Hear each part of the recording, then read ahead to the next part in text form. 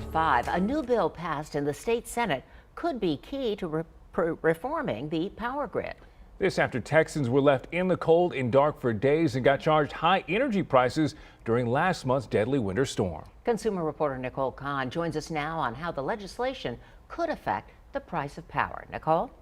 That's right, Deborah. It could definitely have an effect on the price of power. This bill could change the way the state prevents and prepares for energy emergencies going forward. It means you could get more warning about the potential for power outages and even more affordable bills during major weather events like the winter storm. The bill requires these 8 items. Weatherization of natural gas facilities. They supply some of the fuel for power, and many stopped working during the winter storm because of the extreme cold. There is a penalty of, get this, $1 million a day for companies that don't comply. It will require passing on only a fraction of the wholesale price of energy to the consumer.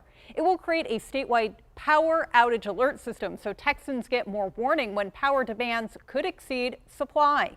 Winter storms would be categorized by the severity in the same way hurricanes are.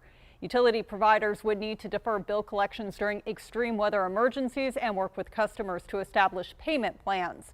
It creates a committee to establish a state energy plan. It formalizes a reliability council to ensure the state has enough natural gas and power for emergencies, and directs the Public Utility Commission to create an emergency pricing plan. But don't get too excited. This legislation is only halfway there to becoming law. It still needs to be voted on by the House. Then the governor will also need to sign it. KENS 5, of course, will continue to follow its progress.